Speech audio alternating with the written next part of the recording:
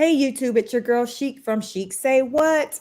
Welcome, welcome, welcome. I am back tonight to discuss Pastor TD Jakes. TD Jakes has a lot to say to both the men and the women, but today I want to more so touch on his sentiments pertaining to what's going on with the women, in particular the Black women, and how we are moving as a collective in these streets. As many of us know, the marriage rates are still lower than, lower for our group than any other group of people. And to me, the way things are going, I don't really see that number changing. So as you come on in, please like, share, subscribe, hit the notification bell so you know when I go live. Because as I say, we real random over here. So make sure you have that notification bell hit so you will be in the mix when I go live. So yes, I want to talk about what he had to say at during a sermon that he did. And it looks like he did it for Father's Day. So it's just now kind of circulating what he had to say. And, that was just last month. So not sure why it's now kind of circulating what he had to say. But I want to get into, what he had to say, at that Father's Day sermon. And, some of the things, that I've heard that he had to say, I'm like, okay. But I really want to go into maybe whys behind the mindset of why women today are moving in the manner in which they are. From what I see, a lot of women just have this kind of independent mindset.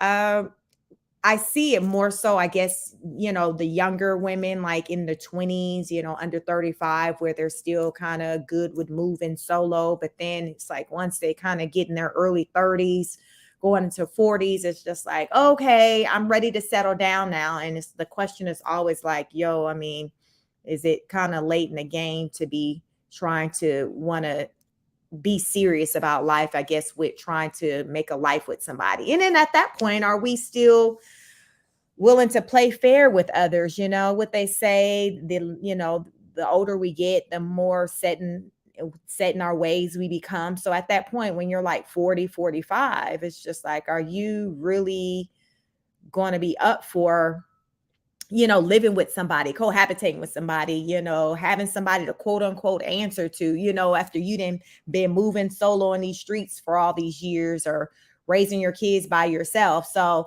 I want to get into all that because my point of view is really going to be from the perspective of a married woman. I've been married for almost 18 years. So I see things from a different lens. However, of course, because of our marriage rates and they're so low, most of the people that I am around or that I see, within my community, they're not married. So there are observations that I have as it pertains to, the mindset of those that are not, in particular, a woman, because I'm a woman. So when I look at women and how they move in these streets, their mindset, it's completely different than, say, my mindset today, or even my mindset at the time when I got married. I got married when I was like 23 years old. So I was very young, but it was a different time. It was the early 2000s. It was put all your business on social media, on the internet. So I felt like, I feel like at that time, it wasn't about trying to live your life vicariously through the celebrities or trying to listen to whatever they had to say. Like, we didn't have a city girls out there where you're listening to how they say to move in these streets when it comes to men with just running their pockets or sex. Like, it was just a different time. So, as a young girl, for myself back then, I wasn't heavily influenced by just Hollywood, I guess, celebrities, entertainers. So, how we do over here. I'm going to jump over to this site that had some information in regards to TD Jake's sermon. This is the christianpost.com. And I want to get into some of the things that he had to say. and just give my opinion on some of those things. And I definitely like to hear, what you have to say. If you are on the live, please, interact. I like to interact with people. But also, if you catch the replay, definitely drop a comment. Let me know your thoughts on this, because it seems like a lot of people have an opinion about this, man and woman. So I want to get into it. So I definitely want to come out here and share my opinion and be open to hearing yours. So the article says TD Jakes says society breaking down because we are raising up women to be men. What does that mean? Let's get into it. Raising up women to be men. I hear this thing about masculine, women act masculine, and, I do see that a lot. I won't even lie to where, just within my own, and I'm married, I have a good share, a good amount of like masculine characteristics about me. And it's largely because of, how I was been raised mostly, by most of my life, I guess at least half of my life, or majority of my life, by a single parent. At some point I did have a stepfather. And then when that, they got divorced, and it was like single parenthood, so I experienced, part of my life where there was a man in the household, and then there's parts where it wasn't. So I definitely know how to hold my own, but I have, I've been married almost 20 years. So throughout that time, in the beginning, I would say, maybe the first half of my marriage, my mindset was like, okay, Miss Independent, it was a different mindset than it is now. But I think it came with growth, with me growing while being in my marriage and understanding what marriage meant, and in raising children in that. So I changed, I evolved. So my mindset, let's just say 10 years ago, is not the mindset that I have today. Maybe longer than 10 years ago, but it's definitely different.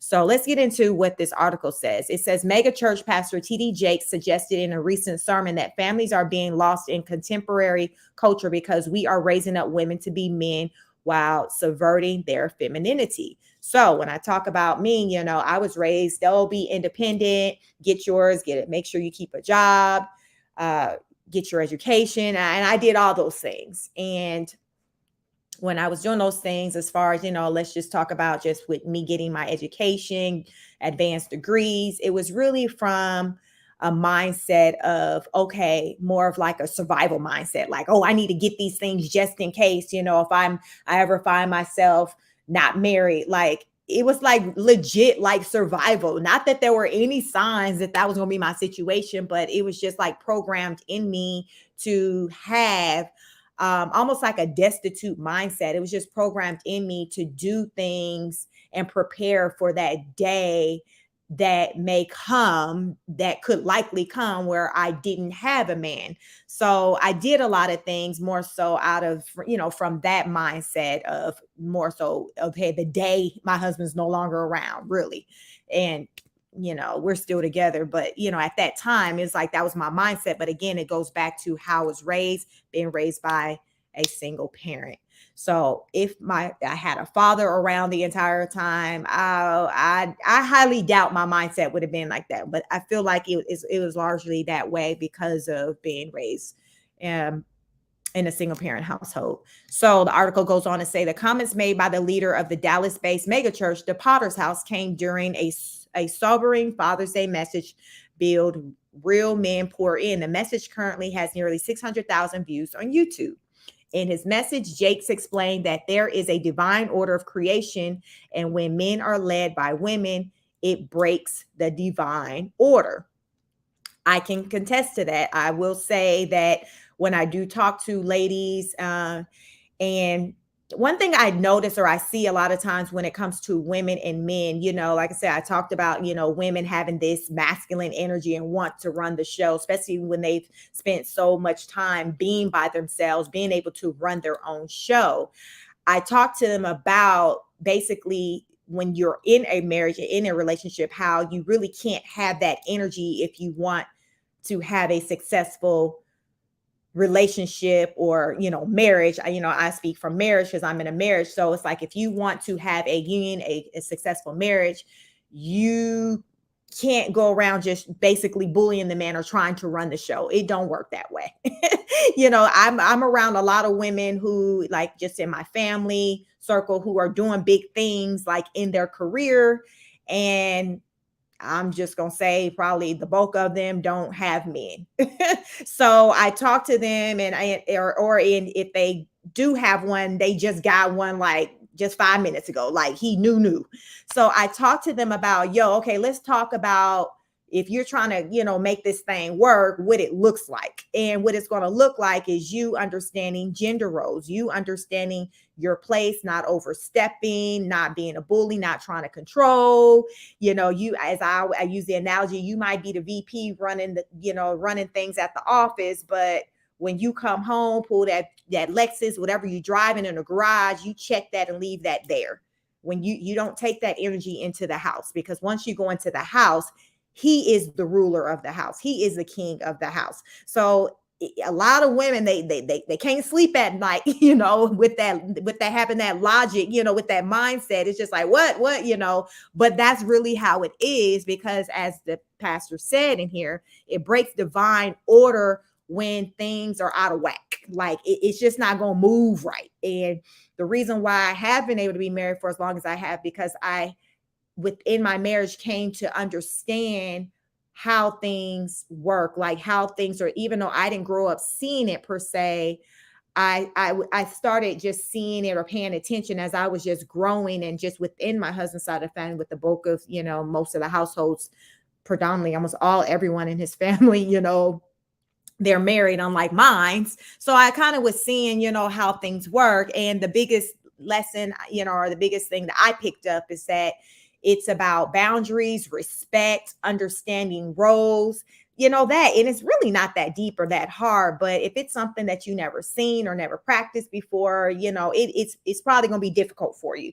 But that's why I try to talk to ladies about that, the importance of just showing respect to one another, respecting his position as a man. I say, hey, if you don't trust his leadership as a man, then don't be with him. But as long as you're choosing to be with him, go ahead and let him lead. Like, I don't believe in, okay, you still sticking in it, but though you're still doing the most, talking to the man crazy, disrespecting him. It's just like, sis, why are you there? Just leave. And I feel like some women do get off just the notion of just being able to just bully over the man.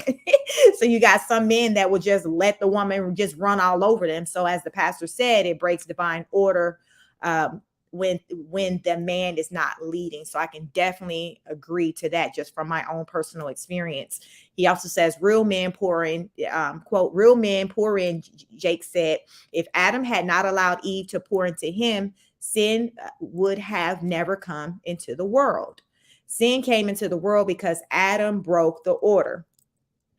We're not designed to receive from women. Your self-esteem is compromised when you have to ask your wife for lunch money. And Adam, all of a sudden, has allowed the curse to come because he stopped pouring, Jake's explained. So I have heard some women even say, hey, I need a man that's going to make at least what I make or more, because in the past, it's like, yes, I'll admit, when he did make, when I dated someone who didn't make as much as I did, I pretty much ran the relationship. Like, I was in control, and I don't want it to be that way, because I feel like, because I was the one kind of making the most money, I had the, more of the leverage, and I just don't want to feel, I want to be with a man to where I feel like, he's bringing to the table just as much as I'm bringing, if not more, because I would trust in his leadership. So,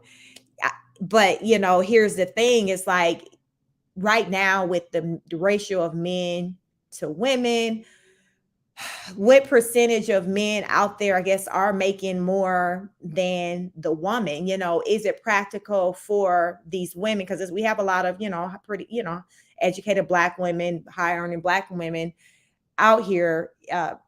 Is it practical for, most Black women to make a life or marry a man who makes as much money as them, if not more? I'm not quite sure yet right now the data on that, but I do see that, there's a lot of women who are like, yo, I want him to at least make the money I make. Like, can he at least bring what I bring to the table? So then you got some who, like, they've been looking for somebody to, do that. And then it's just like, okay, he's not out there. I haven't found him. So then the question is, okay, well, should that woman be open to dating someone who maybe makes less than? So that's a question right there. I don't know. I think it just depends on that individual, how driven that individual is, if that person has goals to make more than what they're making. So I think it's just different variables that go into it when you are getting into a relationship with someone. I don't think that it's always all or only solely about the money.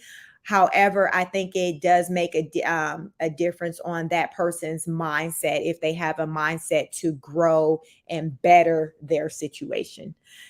This article also goes on to say the Dallas pastor warned women to be careful about pouring too much into us because we are designed to pour into you, and you are designed to take what we pour into you and increase it and make it better. So a lot of times I think women will get used to just taking care of their man. And again, remember that control aspect. I think a lot of women get off on, taking care of their man just so therefore they can have the control, the upper hand. I think I've seen that. I think that's a real thing. It's just the security, like, okay, I'm going to be with a man who I can control, just so therefore I don't have to worry about, like, I guess, him leaving me or doing me wrong because I'm the one that got all the resources. I got the house, I got the money, I got the cars. So I think that is driven from insecurity.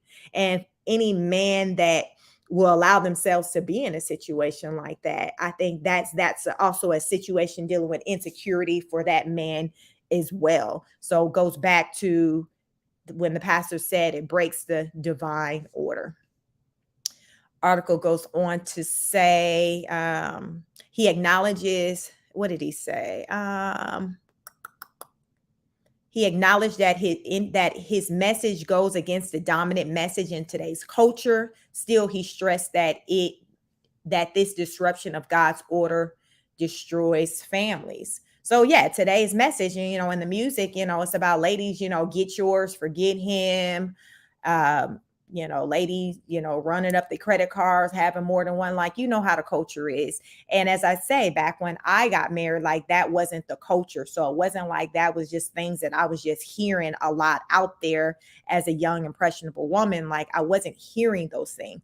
Really, back then, it was just about really the actual examples that I saw before me just within my community or my family, because it wasn't heavy, it wasn't the internet. There was no like Instagram, like that just wasn't what we had, barely had a MySpace back then. So I wasn't living my life. Like, I wasn't doing things on the internet, probably barely paying a bill. I don't even know if I was paying any bills on the internet back then. So it was just a different time. So today's culture is, as some may say, a thought culture. Is just about getting yours, running through, men running through women, women running through men. It been okay to have baby daddies. Like, it been okay just to be able to say, like, you got Nick Cannon, who got about 6 baby mamas. He got quite a few. I think it's about 6 of them. So like, women just raising their hand and willingly signing up to be the next baby mama of a celebrity just for clout, just because. Craziness. That just wasn't things that when I was younger, and when I got married, those aren't things that you heard about happening. If they were happening, it wasn't like it was something that was broadcasted, or it wasn't something that was made to seem like it was something you strive for. It wasn't that. Article goes on to say this breaks all this sociological order of the culture we are living in now, because we are raising up women to be men, and you are not applauded for your femininity. You are applauded in the contemporary society by how tough, rough, nasty, mean, aggressive, hateful, possessive you are, and you're climbing the corporate ladder, but we are losing our families, Jake declared to applause. So yes, I mean, like, we got a lot of women in their careers that are doing the doggone thing, but guess what? They are lonely. They do not have life partners. Like, they don't.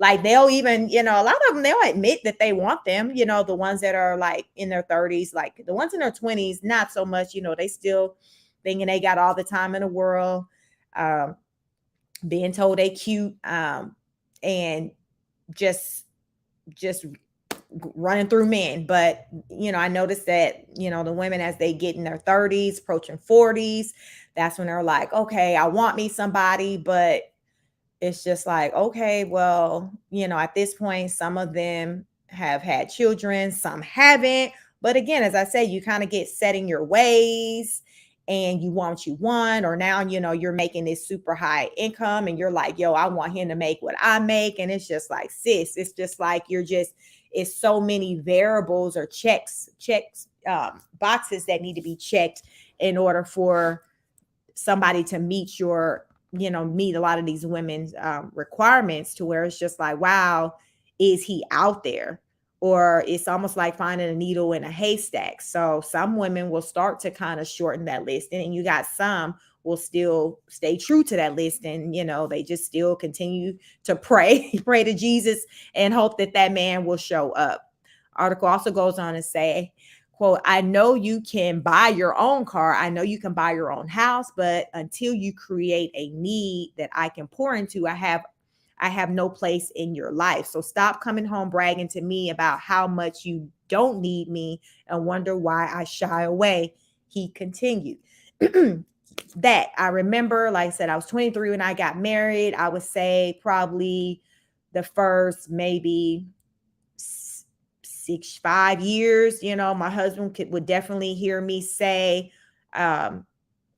random, whenever I just felt like saying it, I want you, but I don't need you. Like I would legit like say that. Why? I don't know. Like I said, it was put in my head to not need a man. I didn't know any better.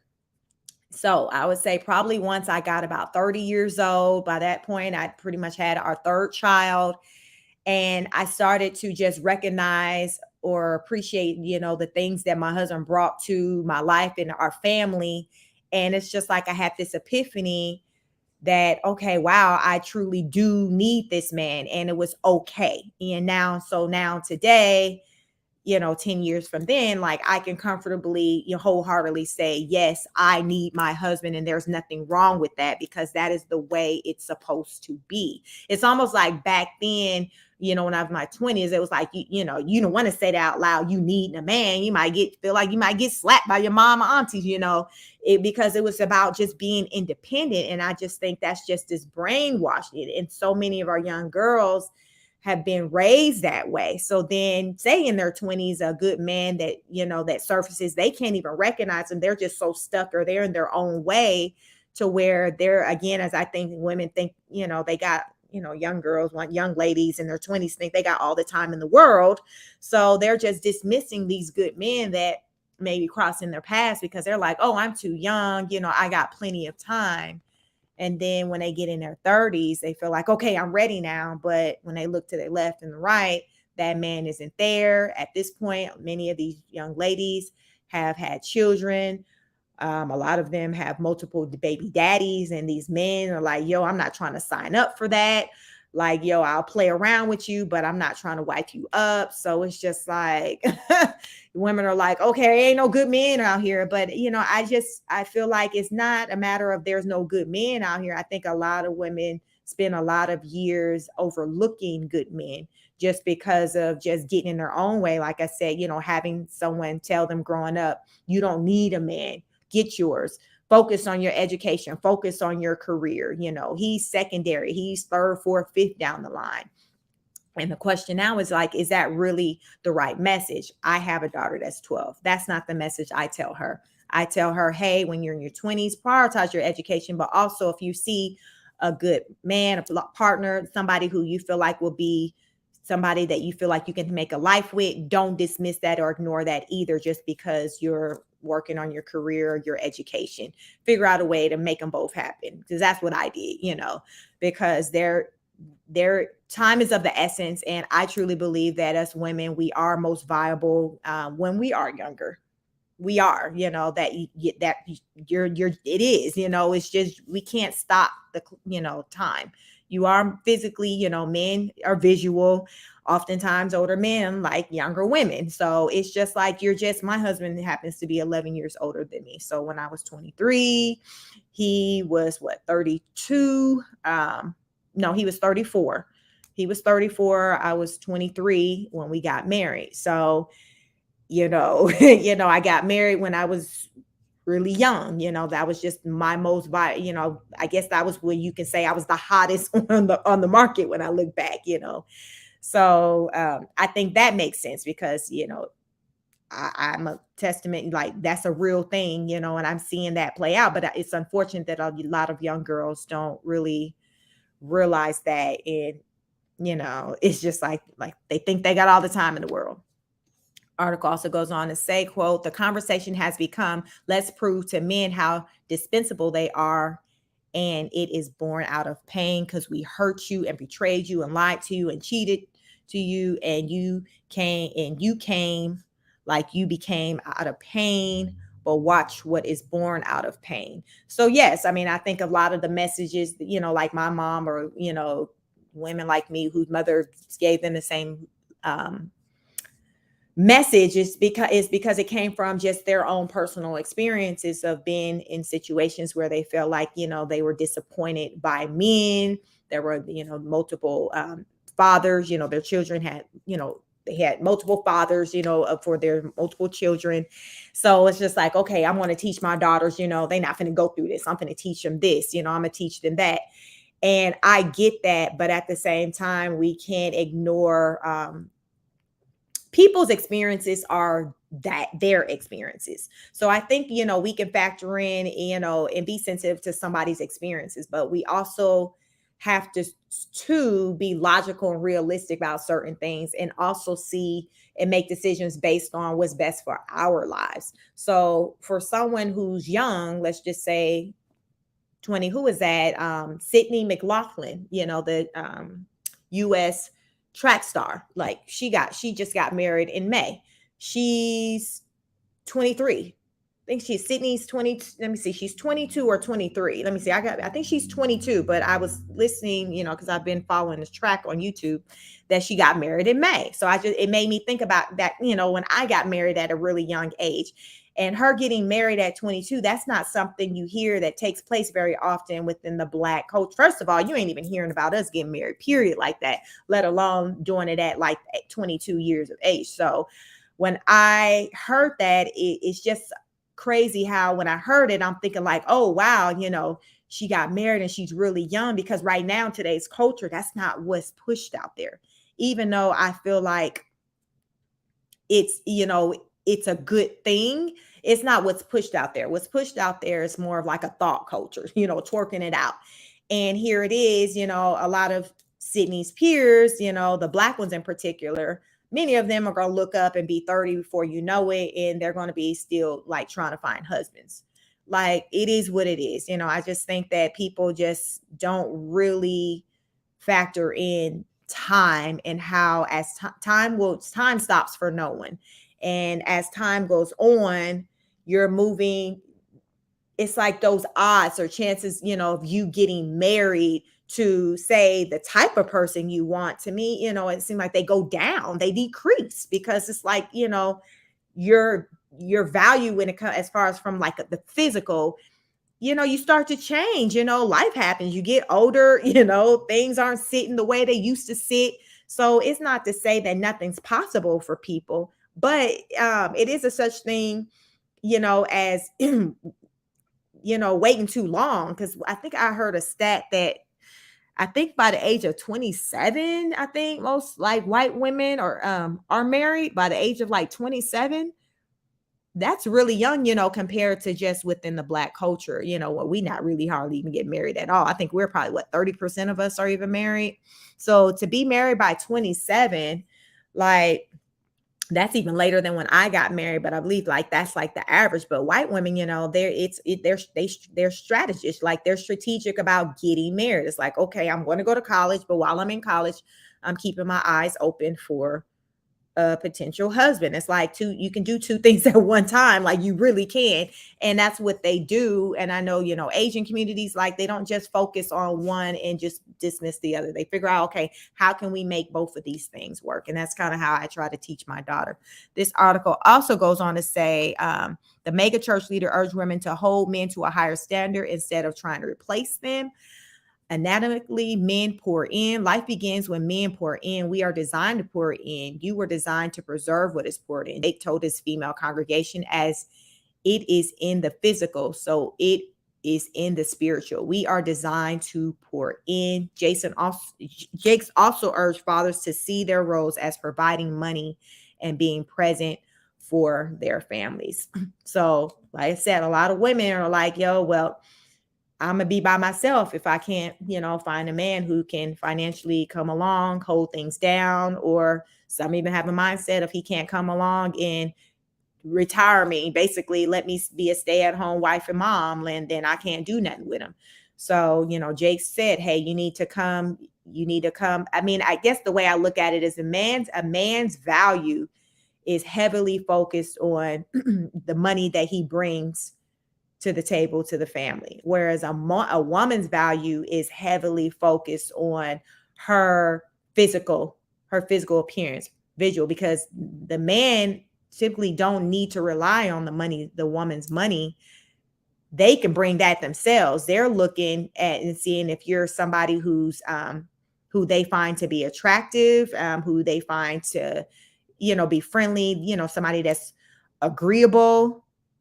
And what else they say, and somebody who sits in their femininity. So what do they say? The 3S: fit, friendly, and feminine. So those three things, that's kind of what they're looking for. And a lot of women say, it's hard for them to kind of maybe sit in that femininity because they've spent so much time feeling like they have to fight against the world and hold things down themselves because they did not have a man around. So suddenly a man comes around and wants them to act feminine. And they're like, well, hell, I don't know how to do all that, because I've been used to holding things down myself. He also goes on to say, pour in not just money. You're not just a father just because you send a check. There's a difference between being a good father and being a good husband and being a good father. It is possible to be better at one than the other, he explained. The pastor noted that it is possible to be a better mother than you are a wife. That's why mothers easily align the children on their side, because often she's better at being a mother than a wife. And the kids become her tribe, her support system. The moment she becomes shaky concerning him, she gather her troops. So that's when he talks about, as far as with, I guess, women pinning the children up against their fathers. I do know that is a real thing. You have some men who just choose to not be a part of, the child's life, but you got a good number of men who are like, yo, she makes it very hard for me to be a part of our child's life because I don't move the way she wants me to move. So I hear things like that happen, quite often. It hasn't been my situation, fortunately, because my husband and I, all my 3 children are between my husband and I. So fortunately, I'm not co-parenting with anyone outside of the house. However, I have, I've seen people, close to me who have co-parented, and it only works when both parents agree to put the child first. Otherwise, it's a disaster.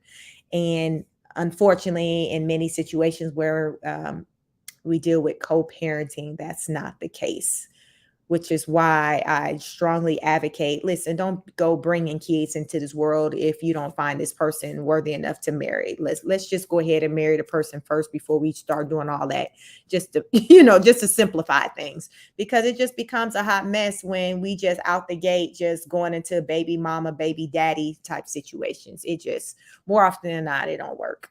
He urged mothers to not use their children against their fathers to get revenge because it hurts their children, period. That's what I said. The court can make a man pay child support, but they can't make him give support. Now, he spoke a whole word there, because somebody can run their money through all day long, but if daddy not showing up or mama ain't showing up, but that money showing up, like the kid is just looking for the parent to be around.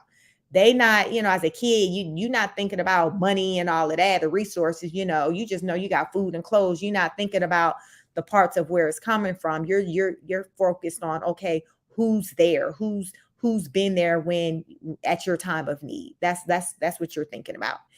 It comes, later down, as you become more mature, getting, a teenager, where you're starting to maybe think, and factor in, finances and things like that. But otherwise, as a child, you're just looking to see, who's in the stands, showing support to you when you're, performing on a stage somewhere, whether it be sports, music, whatever you're doing. You're just looking to see who's showing up for support, not who sent the check to buy the outfit you wore to the concert. Like, that's just not what kids are focused on.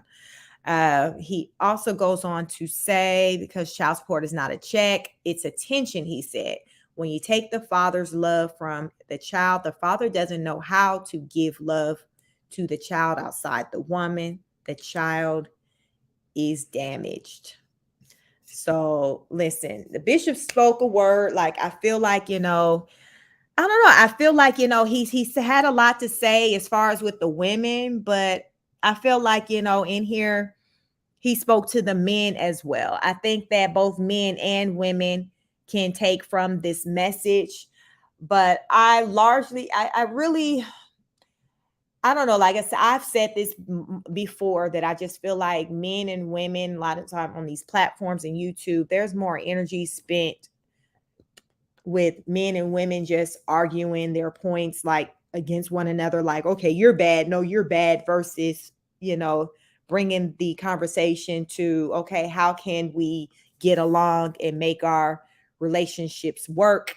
I want to show something too. I came across an article about millennials and their thoughts on getting married.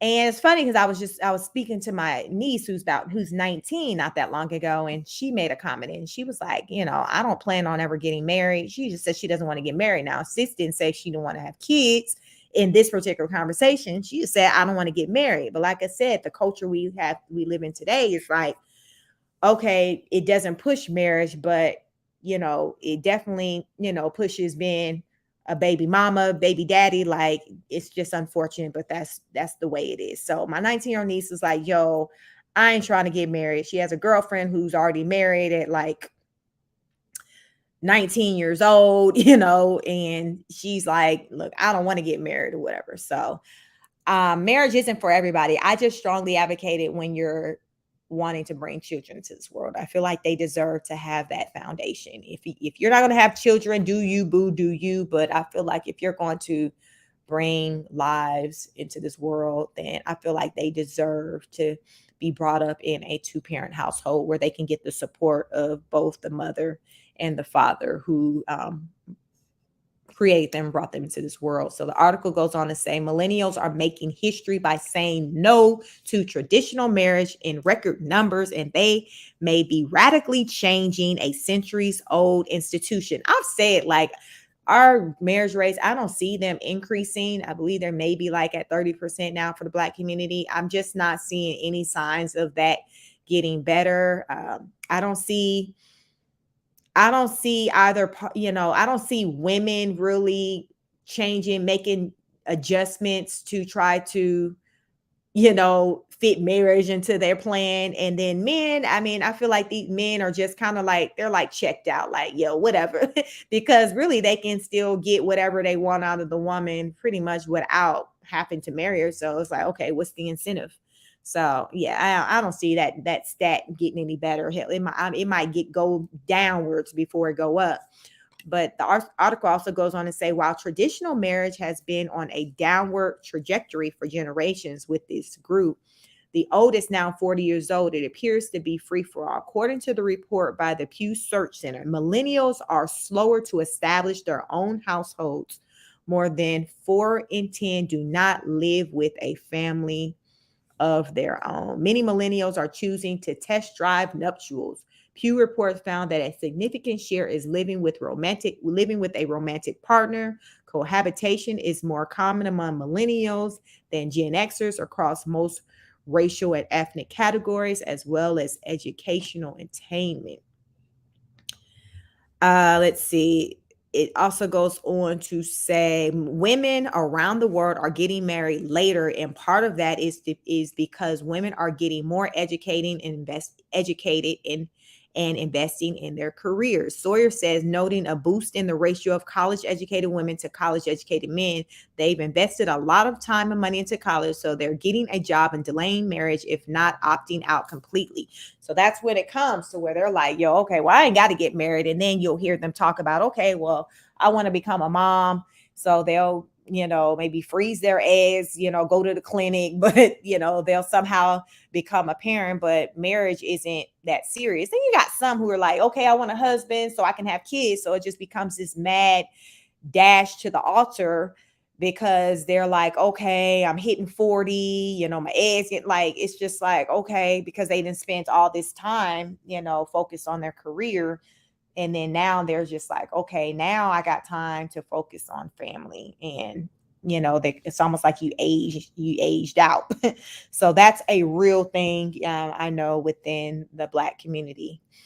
The article goes on to say, gender aside, a college diploma isn't necessarily replacing a marriage certificate. Pew reported that millennials with a bachelor's degree or more are marrying at a higher rate than those with less education, but they are living without children. So they're like, okay, well, we can get married, but I don't know about having kids. A lot of people are like now, like, I don't need to really have kids. I think with the climate of the way things are going on in the world, I think a lot of people are kind of just opting out of that because it's a responsibility. And then it's just a lot going on. Like I know my husband and I, we both agreed, like with everything that's been going on since 2020, if he and I, if we didn't have children, we probably wouldn't be like saying, oh, okay, let's go ahead and start a family now. It's just too much. It's already a lot to kind of try to get by and, for yourself and make sure you good. But then when you got other people depending on you, it takes that straight to a whole nother level.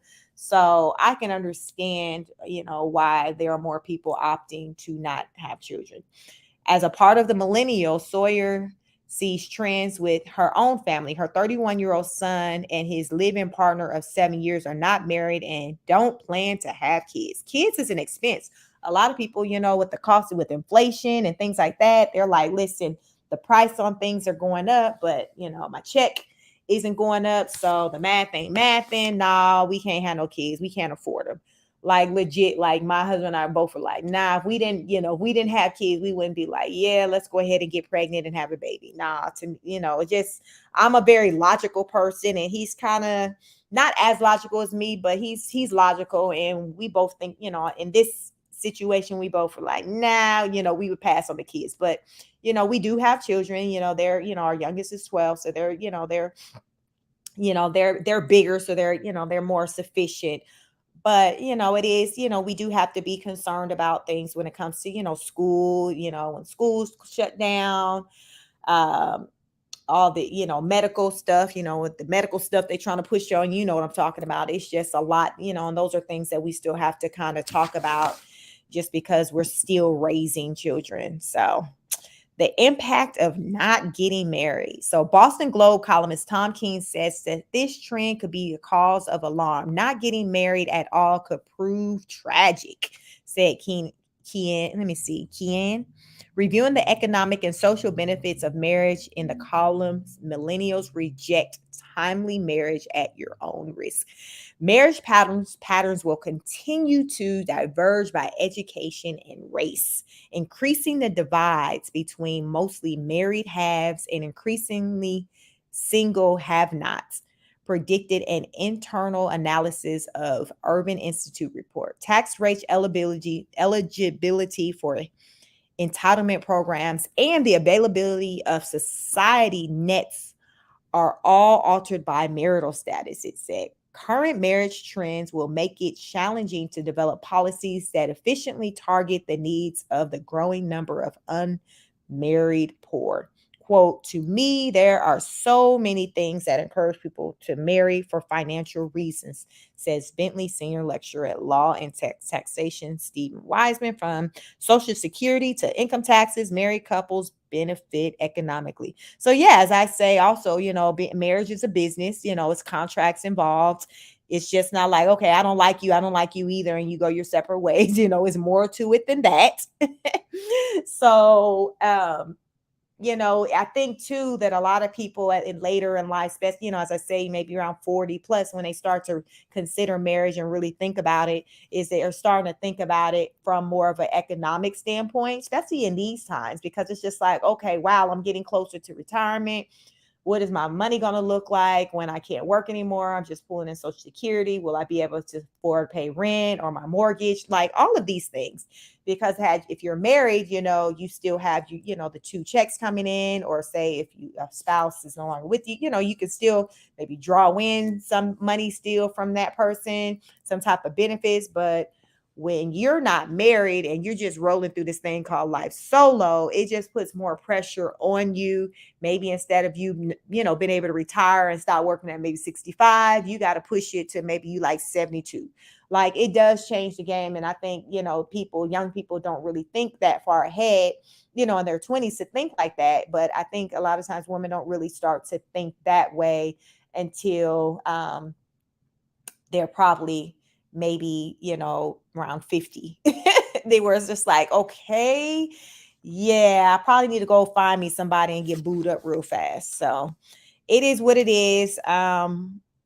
Sawyer believes that many millennials are hesitant to marry due to the threat of divorce. Getting married is often perceived as a risk, so millennials tend to cohabitate and get financially stable before moving forward. Business Insider reported that fear is leading millennials to marry later as they take time to get to know their partner, accumulate assets, and become financially successful. So, like, people are like, nah, I'm good. So, I'm always, I'm going to be on the side of, I encourage marriage because I just see all sides, especially when there's children involved. I'm like, yo, like they deserve that. If there's no children involved, I'm like, all right, do you? But, ladies, keep in mind, one day, it's going to come a time when you're going to be like wishing there was a man around for protection, to help you with things. So you just wouldn't be going through things by yourself, finances. Like it's many reasons why I feel like, men and women can benefit from one another. And, it's not just sex, it's just, there's a lot of reasons. And I think a lot of times, people just only focus on just the minimum, or just have selfish reasons for not wanting to get married. But I think most of them, as they get older, they really kind of really think longer and hard about it. And then at that point, it's more challenging with trying to, find love, get married when you're 50s plus, it just, who trying to be on the dating app, swiping right and left in their 50s even, and there's a lot of women I know that are doing that. So I don't encourage any woman to find themselves, to make decisions to where they look up and that's their situation, especially if they money ain't right and they're like, oh my god, like I need help. So it's just, you start operating from a destitute mindset, and at that point you just taking any and everything that come or look your way or tell you cute.